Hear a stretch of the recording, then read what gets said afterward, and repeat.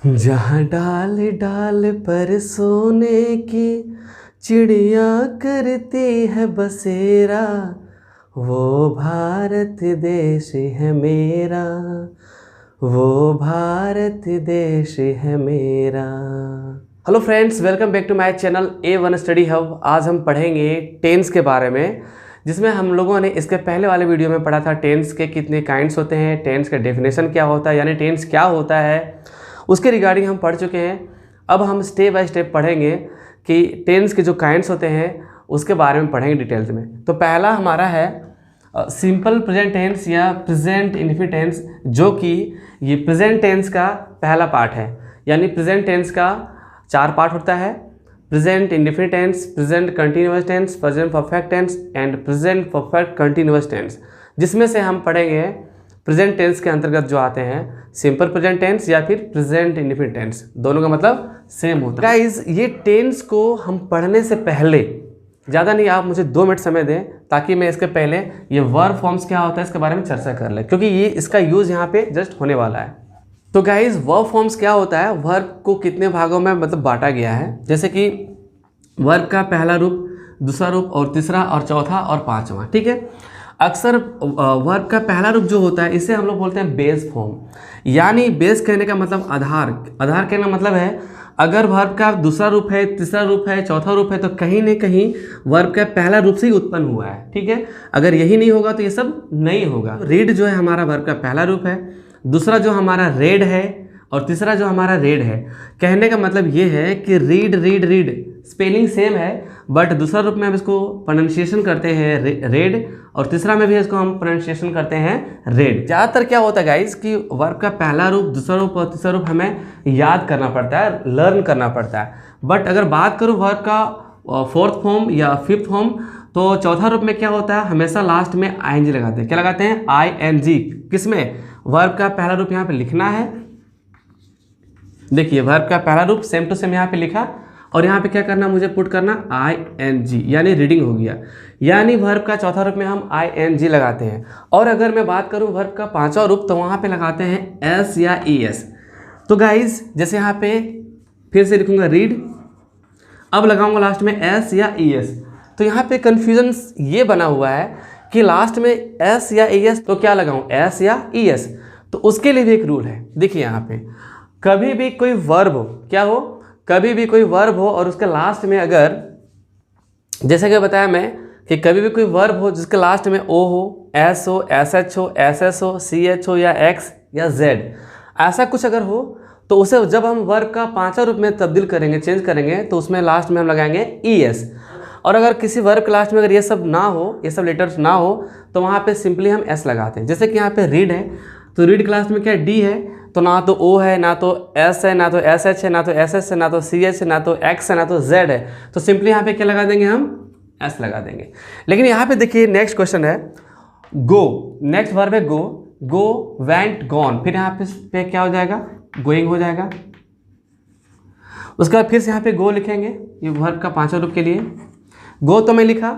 अब मुझे बताइए कि गो के लास्ट में वर्ब का 5वां रूप बनाने के लिए S लगाऊं या ES लगाऊं?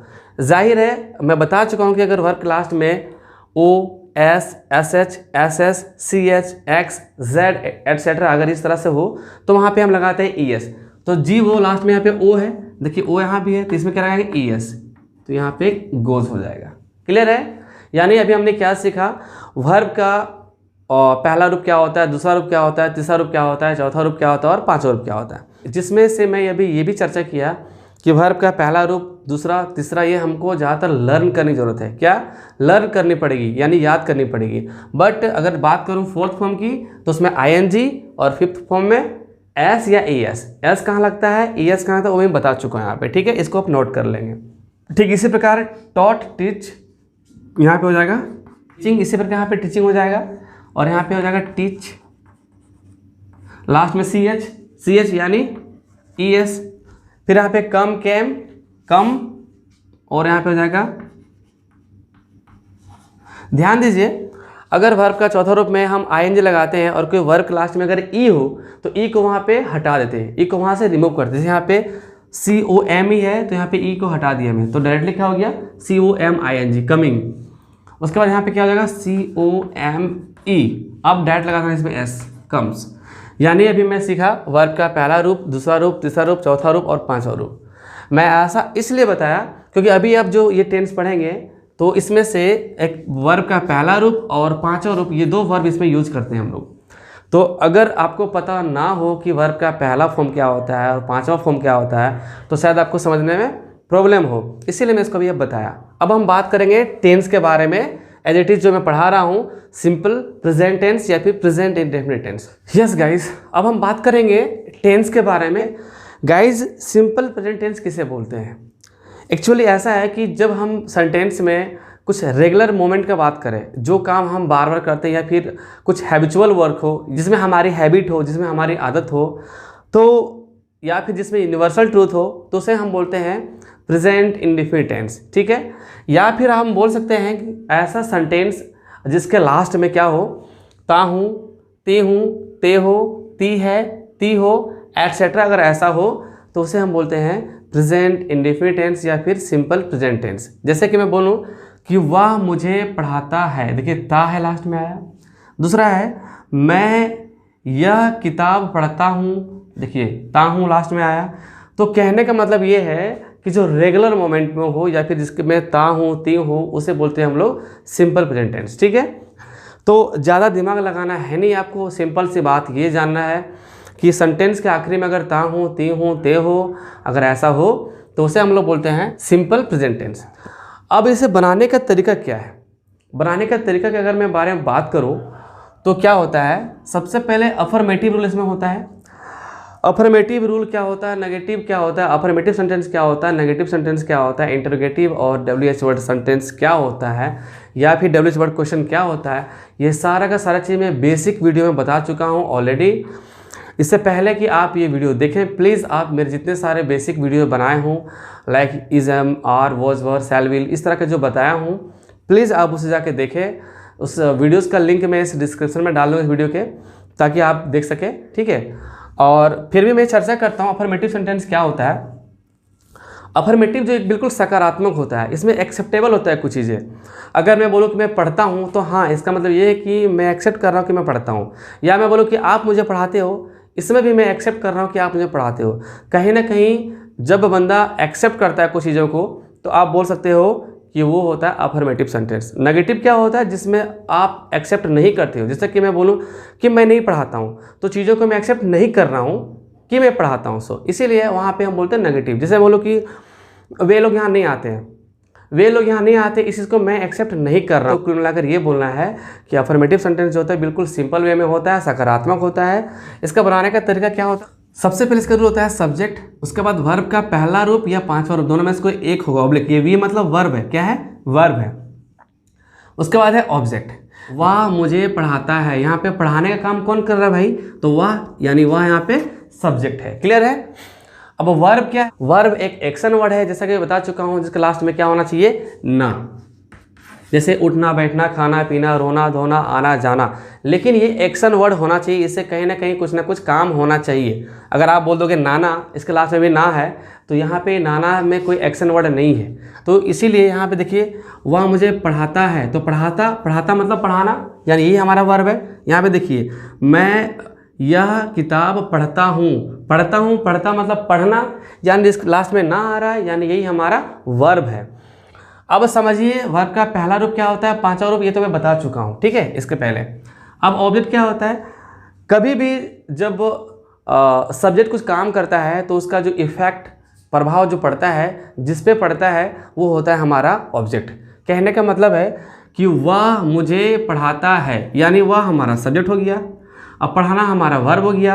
किसे पढ़ाता है, मुझे। अब जाहिर है कि वह अगर मुझे पढ़ाएगा तो मुझ में कुछ ना कुछ चेंजिंग इफेक्ट, प्रभाव तो पड़ेगी ही, यानी मुझे यहाँ पे क्या हो गया, ऑब्जेक्ट। क्लियर है? अब इसे बनाने का तरीका समझिए क्या होता है। तो गाइज अब यहाँ पे सवाल उठता है कि वर्ब का पहला रूप है और पांचवा रूप है, तो वर्ब का पहला लगाऊं या पांचवा लगाऊं। देखिए यहाँ पे आई, वी, दे, यू, प्लरल, यानी मोर देन वन, वहाँ पे क्या होगा, वर्ब का पहला रूप होगा। यानी आई के पास वर्ब का पहला रूप, वी के पास वर्ब का पहला, दे के पास वर्ब का पहला, यू के पास वर्ब का पहला, कोई भी एक से ज़्यादा के लिए वर्ब का पहला रूप। और ही के पास V5, शी के पास V5, इट के पास V5, या कोई एक नाम के पास V5, या कोई सिंगलर के पास वर्ब का 5 रूप लगता है।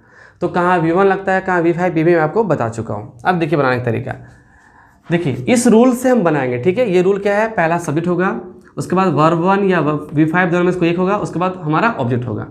चलिए बनाते हैं। सबसे पहले हमारा सब्जेक्ट है, यहाँ पे सब्जेक्ट क्या है, वह का हमारा ही होगा। क्लियर हो गया, सब्जेक्ट का काम था मैं कर दिया। अब वर्ब का पहला या दूसरा क्या होगा, माने पहला या पांचवा क्या होगा। यहाँ वर्ब क्या है, पढ़ाता, पढ़ाना का टीच होता है, तो टीच का पहला रूप होगा कि पांचवा रूप। यहाँ पे सब्जेक्ट ही है, ही के पास यहाँ पे क्या है, वर्ब का पांचवा, तो यहाँ पे वही होगा टीच। पांचवा के लिए क्या करते हैं लास्ट में ES या S, तो यहाँ CH लास्ट में क्या हो जाएगा ES, यानी ही टीचेज।